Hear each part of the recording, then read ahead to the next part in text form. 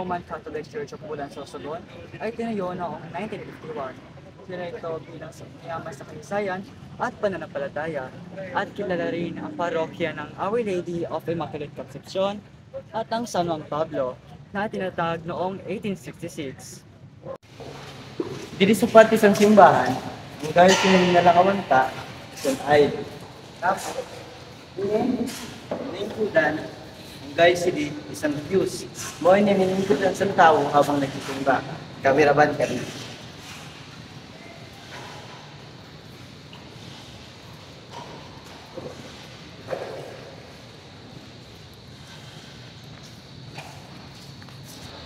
So yan kita niyan, sa left wing o ingagahoy na Mama Mary Shrine.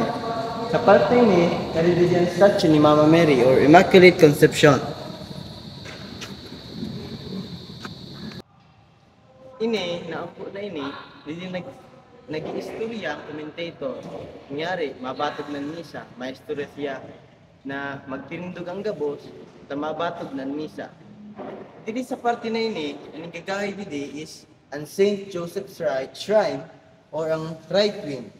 Sa right wing, di din nihimo ang daily mass o mga misa sa gadan. Diri sa sa right wing, misa diri siya na altar o ingagahoy na minor altar. Sa minor altar, nasa likod niya, isang statue ni St. Joseph at nasa gilid niya ang crucifix. Misa diri man siya na na ambo for lectors. Anak? Ngayon, nakada naman kita sa altar. Ang altar, didimihin mo sa padi ang banal na Eucharistia. Sa likod sila, may mukang crucifix. Tapos baba naman sa crucifix, ito dito ang tabernacle. Ang tabernacle, ang nilalaman sa ito, is ang body of Christ. Kunyari, sa sarong na misa, nagkukonsagrang padi sa body of Christ. Pagkatapos ng misa, pag naubos, ibubutang dito ang mga tuda na na host sa body of Christ. Tapos, hindi na partiyo, yun doon ang sacristy. Ang nilalaman ng sacristy, yun doon ang mga gamit sa mga sakristan, ang mga gamit sa padi, doon siya nakabutang. Ito man sa luyo na room, ito yung audio room, yung gagahoy. Ang laman sa ito, isang mga wires, ang mga pindutan, ang mga switch para sa mga ilaw, ng mga electric fans ng simbahan. Makita naman kita sa luyo na wing. Ini na parte na sa simbahan, di nagkakanta ng mga choir, tapos nagtutugtog sa kanilang mga piano, gitara, para sa ato na banal na misa. Mao man lang gusto ko sabihin, salamat sa Indog Boss.